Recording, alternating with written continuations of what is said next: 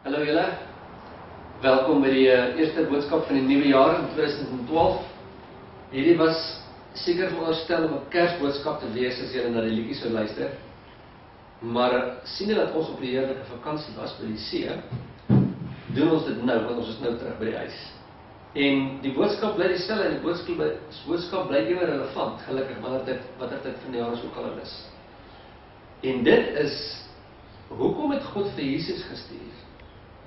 Want as ek dink in die Ou Testament, God het nog altyd 'n plan gehad om mense te help. Want as jy dink dan God is heilig, hy kan nie sonde naby hom vat nie. Mense het nog altyd sonde gehad. En in die Ou Verbond was die plan wat die Here net gemaak het is, as jy droog gemaak het, dan bring jy 'n bok of jou duif of whatever jy moes bring, en jy offer dit, en jou sonde word vergewe. En dit was net so 'n storie gewees, dat daar was die heeltyd priesters wat dag en nag geoffer het voor die Here. En wat eenmal 'n jaar was 'n groot versoening namens die hele volk, en dit was 'n hele storie met baie bloed, maar dit was 'n plan, die Here het sonde weggevat. So hoekom sou hy Jesus wou gestuur het? En 'n algemene antwoord wat ek nog gehoor is, dat God het gekom om liefde en vrede in die aarde te stuur. En dit, liewe vriende, is nie die waarheid nie. Want, sommer 'n paar plekke, wat ek kan lees gehou, Lukas 12, vers 51 sê hierdie: Dink julle dat ek gekom het om vrede op die aarde te gee? Nee, sê ek vir julle, maar eerder verdeeldheid. En Matteus 10 vers 34, moenie dink dat ek gekom het om vrede op die aarde te bring nie. Ek het nie gekom om vrede te bring nie, maar die swaard. Want ek het gekom om tweedrag te verwek tussen 'n man en sy vader, en tussen 'n dogter en haar moeder, en 'n skoondogter en haar skoonmoeder. Die boodskap wat Jesus wel gebring het, was nie love and peace nie. Die boodskap wat Jesus gebring het, was God se koninkryk. En as ons kyk na Matteus 10 vers 7 en 8 sê dit, en gaan preek en sê vir hulle, die koninkryk van die hemel het naby gekom. Dit was Jesus se boodskap. Die koninkryk van die hemel het naby gekom. Maak die siekes gesond, reinig die melaatses, wek die dooies op, dryf duiwels uit. Julle het dit verniet ontvang, verniet julle dit gee. So daar is ons die storie, Jesus gekom om te praat oor die koninkryk wat naby gekom het, en allerlei goedjies wat ons behoort te doen as die kerk van Jesus. So, Jesus het gekom, seker oor baie redes, maar een wat ek vandag oor wil praat is, Jesus het gekom omdat 'n nuwe verbond met ons gesluit is as mense. Die ou verbond, julle is my kinders, ek is julle God, as julle doen wat ek wil hê julle moet doen, sal dit baie goed met julle gaan. Julle moet die hele tyd die offers bring vir die vergieting, vergieting van bloed, sodat vergifnis kan plaasvind. En Jesus het gekom om 'n nuwe verbond te bring, wat hy net een keer sy bloed gestort het, sodat daar nooit weer bloed gestort te word vir jou sondes nie. Dis 'n eenmalige, volmaakte, volkome offer gewees. En hoe weet ek dat dis is hoekom Jesus gekom het? Want dit sê dit in die Bybel. Dit sê in Hebreërs 8 vers 6 en 7. Maar nou het hy 'n voortreffelijke bediening verkry, vir sover hy ook middelaar is van 'n beter verbond, wat op beter beloftes wetlik gegrond is. Want as die eerste een onberustelik was, sou daar nie plek vir 'n tweede gesoek word nie. So wat dit sê is in kort is, die eerste verbond was daar, maar dit was nie goed genoeg nie. Die probleem met die eerste verbond was, die doel daarvan was nooit gewees om ons met ewig skoon voor God te kry nie. Julle sal nou sien hier verder af, die Bybel vergelyk dit met 'n spieël. Die wette van God wat hy vir ons gegee het in die ou verbond, was soos 'n spieël wat jy inkyk. En 'n spieël kan vir jou sê jy is vuil, maar 'n spieël kan jy nie skoonmaak nie.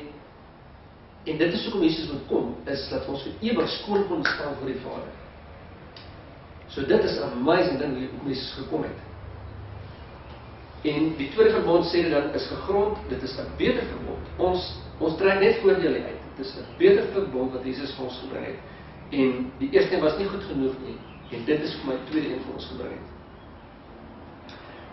Die goeie nuus vir ons is, in teenstelling met alle ander gelowe, gaan dit glad nie wat ons kan doen nie. Elke ander geloof het baie rituele, is gebaseer op wat jy vir jou God kan doen. En baie Christene leef nog steeds en dink van, wat kan jy vir God doen? Nou natuurlik het jy werk as 'n Christen, en natuurlik behoort jy duidelik uitkenbaar te wees in die wêreld om uit te. Maar dis nie werkgedrewe ding nie. Dit gaan glad nie oor wat ons kan doen nie. Hoor 'n bietjie 'n paar van hierdie dinge. 'n Paar dinge wat die Here sê van my volk. In Lukas 4, vers 18 en 19. Die Gees van die Here is op my, sê hy, omdat hy my gesalf het om die evangelie aan die armes te bring. Hy het my gestuur om die wat verbryseld van hart is te genees, om aan gevangenes vrylating te verkondig, en aan die blindes herstel van gesig, om die wat gebroken is, en vryheid weg te stuur, om die aangename jaar van die Here aan te kondig.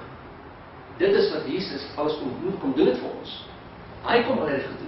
Jy hoef nie mense te gaan, dit is alles hy wat doen. Hy werk deur sy liggaam, maar Jesus het gekom om die boodskap te bring, om mense vry te laat, om blindes gesond te maak. Hy het gekom om alle dinge vir ons te kom doen. Hierdie is een van die merkwaardigste versies wat ek ook gelees het. Markus 10 vers 45. Want die Seun van die mens het ook nie gekom om gedien te word nie, maar om te dien en sy lewe te gee as 'n losprys vir baie.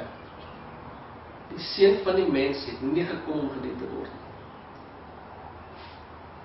En dit het my geruk die eerste maal toe ek dit raak lees, want jy het altyd die prentjie van wat kan ek vir die Here doen, wat kan ek vir die Here doen, en as jy dink oor die prakties gaan daarvan, hier is 'n almagtige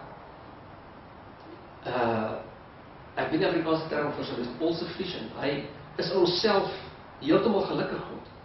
Hy het niks nodig nie. Hy het alles vir sy eie plesier gemaak. Hy het niks van ons nodig nie. En al word jy sy kind, het hy niks van jou nodig nie.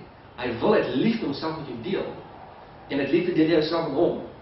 Maar hy het niks van jou nodig nie. So om te dink dat jy gaan as mens hierdie almagtige God dien asof jy nodig het, is kranksinnig. God het niks vir ons nodig nie. Hy gee vir ons alles. Dis hoekom hy sê hy het nie gekom om gedien te word nie. Hy het gekom om te dien. Hoe word God vereer deur hierdie hele skrif? Mag ek katloop hier voor. Johannes 1 vers 14. En die woord het vlees geword en onder ons gewoon. En ons het sy heerlikheid aanskou. Die heerlikheid soos die eerstgeborene wat van die Vader kom, vol genade en waarheid. Dit is wat Jesus is, genade en waarheid.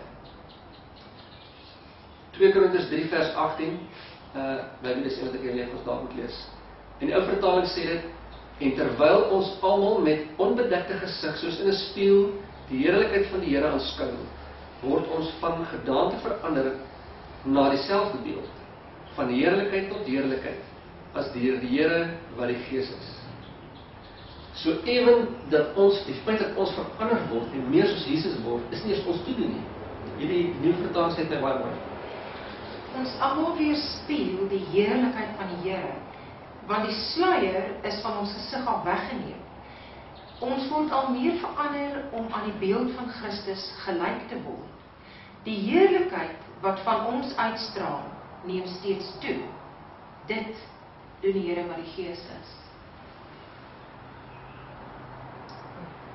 Dis amazing, dat even die verandering wat deur in tyd in ons plaasvind, dat ons meer verander word om soos Jesus te wees, is God se werk in ons.